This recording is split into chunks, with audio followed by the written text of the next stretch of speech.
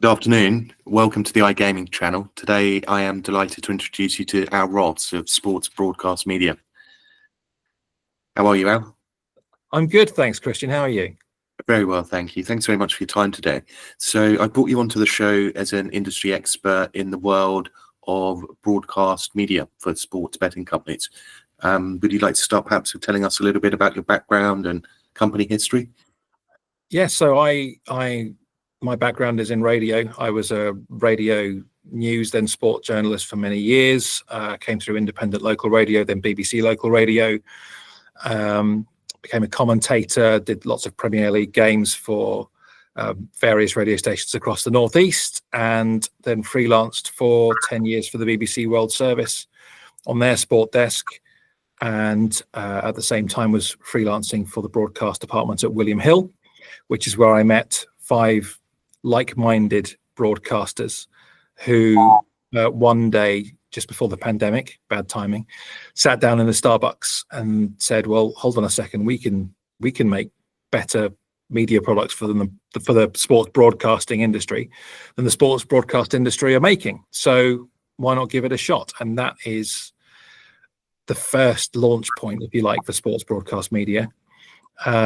We started in a tiny rented month-to-month room in a location in South Leeds, doing a listen-along radio service, effectively a betting service, a tipping service for sportsbet.io for Euro 2020, which took place in 2021 because of the pandemic. And they saw great benefit to that. So that became a year-long, season-long radio service, live radio service for the Premier League season that year. And that did so well that it became a TV service the year afterwards, at which point we needed visual studios. So we moved into the complex that I'm currently sitting in. We have 4 studios, which are either specialist recording or live streaming studios. And we've brought on several other customers. We've worked either on a long-term basis or intermittently with the likes of Sportsbroker and Stake and Planet Sport Bet. We've done some stuff recently with Racing TV and Spotlight Sports Group. So we are building, and I think the way the wind is blowing in the industry, people are realizing that to set yourself apart and to be taken seriously and to identify yourself in a crowded market, then you need media products to help you do that. So if that's true, then hopefully we've got a future as well. And who are some of the footballers, for instance, that have featured in your programs in recent years? So we have a set of podcasts, for instance, at the moment, where we use the former Liverpool striker Neil Mellor, the former England goalkeeper Paul Robinson, and they do tips for the week, for the weekend's Premier League games. We've done ambassadorial activations with the likes of Carney, for instance, former Arsenal player, went down to, I was about to say Highbury, showing my age there, went down to the Emirates, did some filming with Carney, which was great. We've worked with the likes of Ben Foster and William Troost-Ekong when they were at Watford. We've done one-off interviews, which have gone down really well. So, you know, a half-hour, 45-minute sit-down, tell us about your career, those kind of things. Really interesting deep dives into the careers of the likes of Peter Schmeichel, Lee Dixon, David Seaman, David James, Gaza. So it's partly the background that I mentioned earlier, the journalistic background, and partly we've got some great relationships with agents now. So we're able to get some really big names, and the big brands really want to index themselves to the big names and the Premier League, I think, more than anything. So we found ourselves in a good position in the home of the Premier League in England to be able to get either these guys into the studio. You know, Jonathan Woodgate, John Barnes, they've been in for little sit-down chats as well.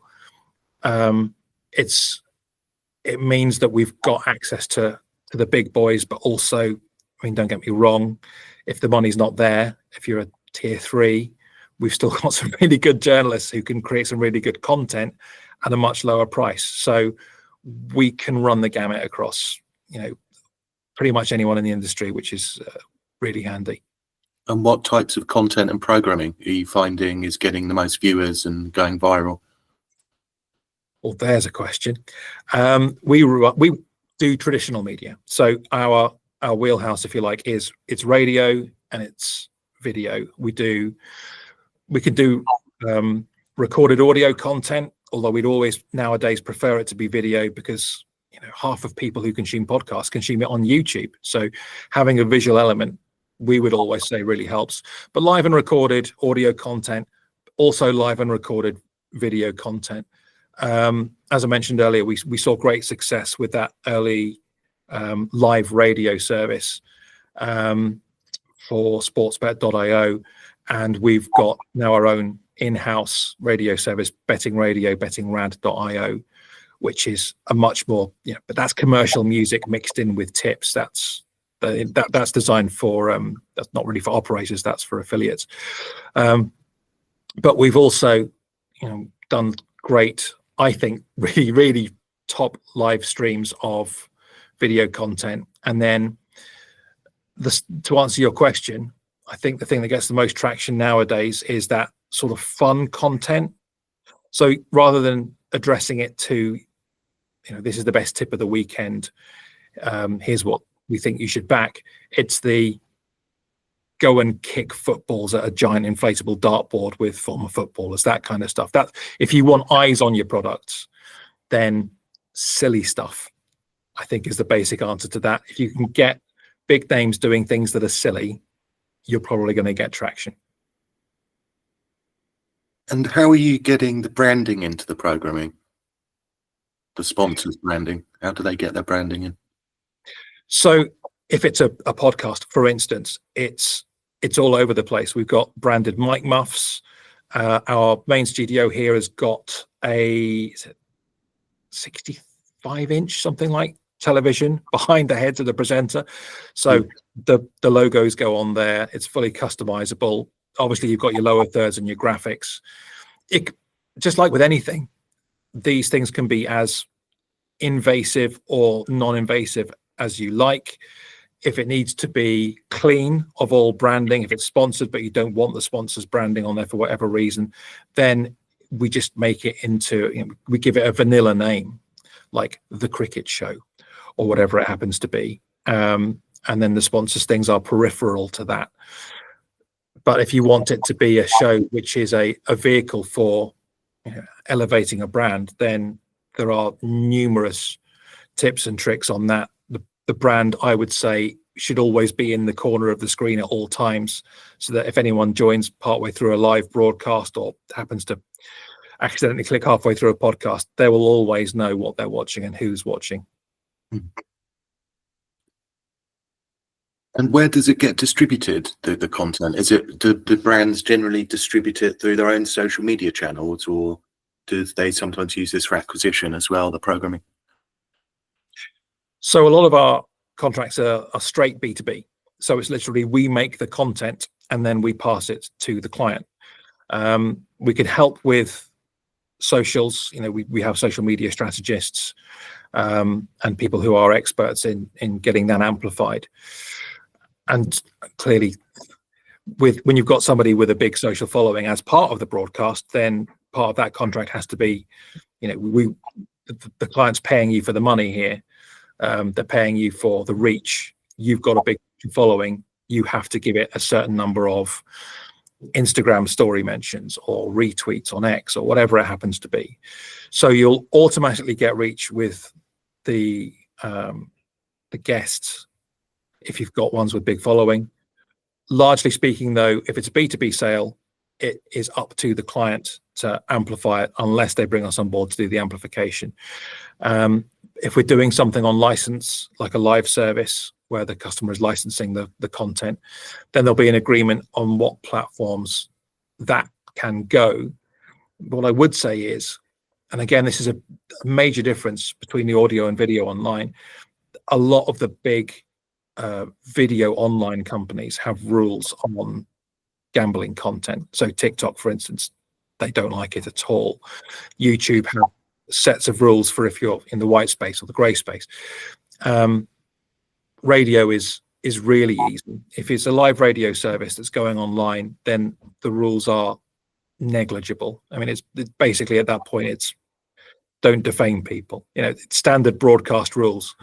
But I wouldn't say it's the Wild West, but with online radio, it can pretty much go anywhere, and we can paste it as far and as wide as need be. And there's some really big radio platforms out there which will, just being on there, will naturally give you the amplification.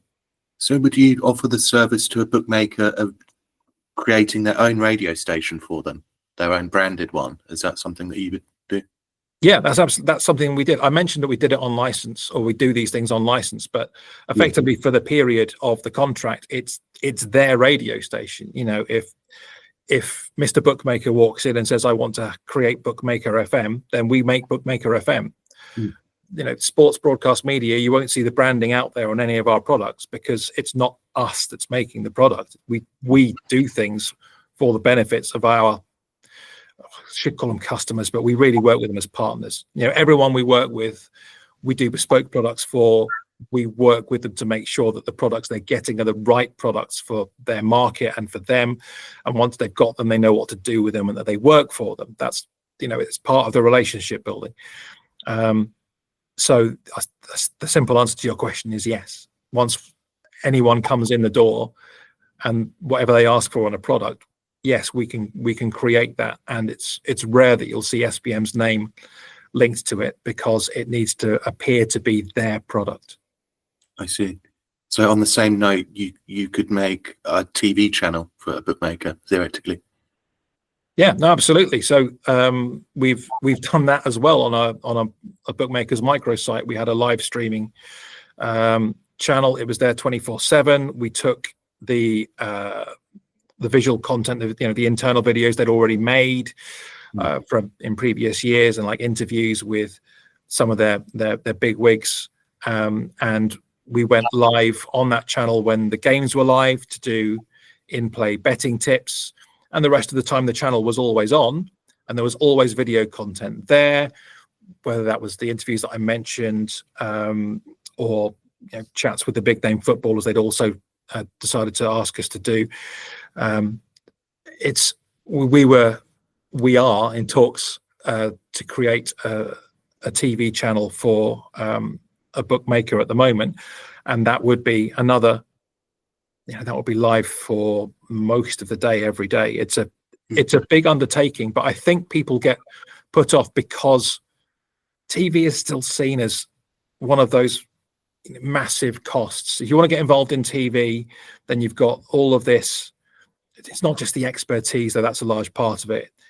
Just having a TV channel means having a studio and having massive setup costs. It's not actually true anymore. Times have moved on. Things have got cheaper, and I think if you come to somebody I sound like a salesman now, but if you come to SBM and ask for a TV channel, I genuinely think you'll be surprised at how little it costs compared to what you probably think it costs. And I guess if the client has a big customer base, then particularly streaming that type of content on a live event could make an absolute mountain of money, couldn't it? If you got a couple of 100,000 people watching it and they're talking about suggested bets in play, I expect the audience would react to that quite quickly, wouldn't they? Well, that's just it. I mean, if you increase the average stake by couple of percent and the betting frequency by a couple of percent, and then you're building obviously a bit of brand loyalty, creating a community, people are staying around on your site longer. The tracking we had, for instance, for the live TV service we did for the World Cup in 2022 was showing that bet frequency and stickability on the site were up by over 70% each. So if you're literally just nudging these figures, I mean, we think it has a much bigger impact, but if you literally just nudge these figures a couple of percentages up in each of those metrics, then you're making every customer who's who's watching or listening, whether it's radio or video, 10-15% more valuable to you. And that's just on retention. We're not even talking about acquisition here. But like I said, there's no reason you can't push these services, be it radio or video, outside of a client's website and onto the large social platforms. Like Telegram, for instance, is a good example, because they completely allow this kind of stuff, this kind of content.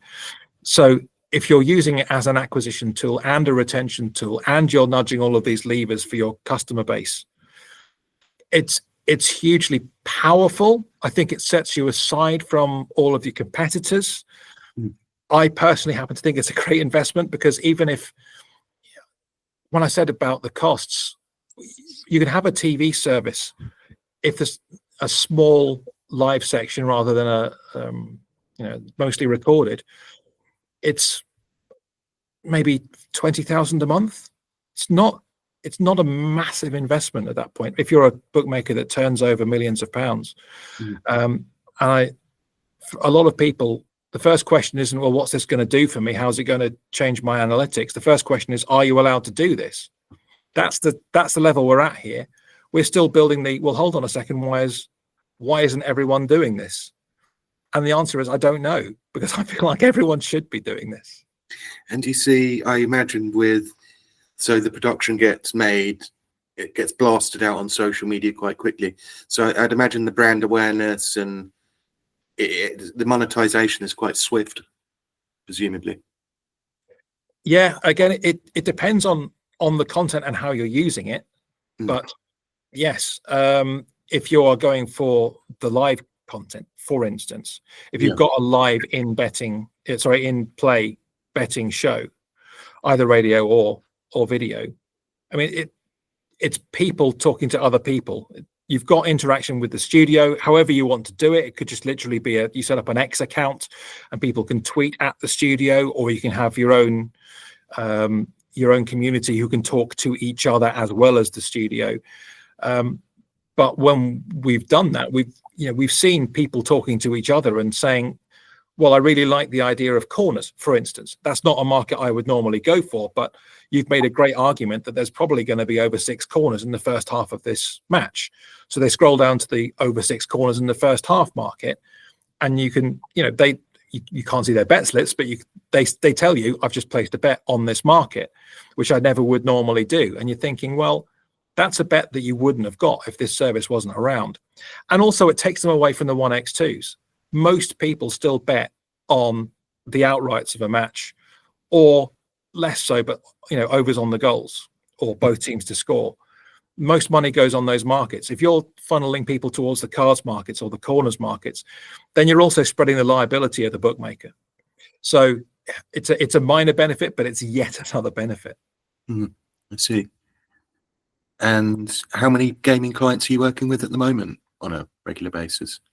I would say we've got 3 or 4 clients who are always there, and will always come back and use us, to whom we're very grateful. And then there'll be clients who either need production support, so they need our guys to go out and help them with these are normally clients with their own in-house production facilities, but they're doing something which is large, so they need to borrow our support, either equipment or personnel, in order to complete their package. Or they're doing big one-offs. So for instance, in the run-up to Cheltenham, we were working with Racing TV and Spotlight Sports Group, because they needed to create a lot of content before the big one.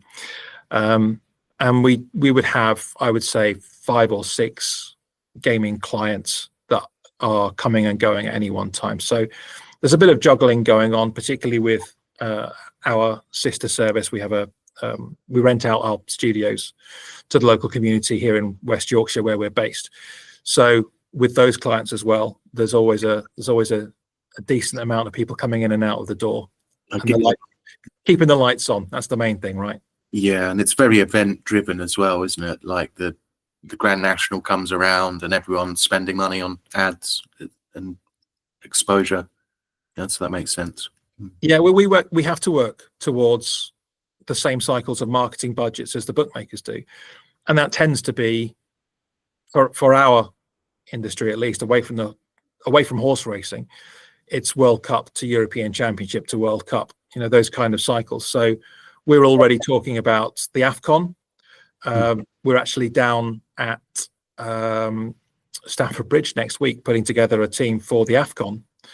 So that will be a live radio service which will be available for people to listen to. We always go authentic. Our NFL podcasts, we only use Americans in America who know the American terminology for the NFL.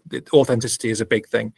So we've got guys in London who are Nigerian heritage, Ghanaian heritage, Kenyan heritage, and they are coming together. We're testing them out to make sure they're good enough, and then we're putting together a team to create a live radio service for the Africa Cup of Nations in January. So that will become the sales push in a month or two, and then of course it's 2026, and we're back to the big football tournaments again. So bringing in people who are interested in live or recorded content for the big one in 26 in USA, Canada, and Mexico. Probably be the busiest ever in terms of betting, I would guess. I mean, it's bigger. So yes, you would assume so. The more games you have, the more opportunities you have, the more markets you can have, the longer the tournament is, the more teams that are involved, the more countries that are involved in the betting. Because clearly, if your country is at the tournament, you're more likely to literally have a stake in it. So I think next year's World Cup is going to be the biggest one we've seen. I mean, clearly it's the biggest in a lot of metrics, but the biggest in terms of betting as well. And then you look at what's happening in the US with the markets opening up there as well. To have a World Cup as the markets are opening up in the US, it's going to be, for the whole industry, it's going to be big. Yeah, good. Is there anything else you would like to add as we come towards the close of our conversation? Mainly, I just want to say thanks. It's nice to get out there as a media company to be on media, because I could easily just write this down in a PDF and send it around on an email, but that's not how human beings work. There's a reason why people are watching this video or listening to this video. It's because people talk to people, they interact with people. So in terms of budgets, we're always fighting with marketing departments who want to buy more data or add more markets. And I will always say to them, well, why are you doing that? Who's going to consume that data? Are you not better off trying to convey that data and what it means to your average customer who would never normally see that data? And for that, you can use AI, but you can't hug an AI.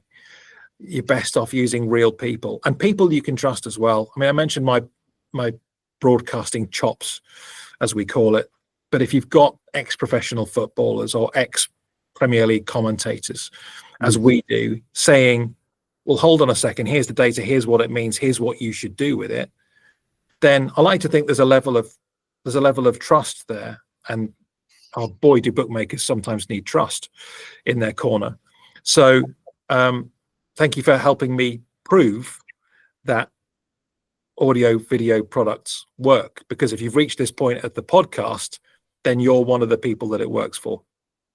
Absolutely. And you've definitely got a product and business that is best explained in person rather than in 2D on a PDF. For sure. So do operators. So do operators, Christian. I think some of them just need to learn that. Yeah. Okay. Well, thanks very much for your time today. That's been really enlightening and interesting to hear your business story. Thanks for reaching out. My pleasure. Thanks for watching, guys. I'll put all of our details in the description below. Thanks very much for your time.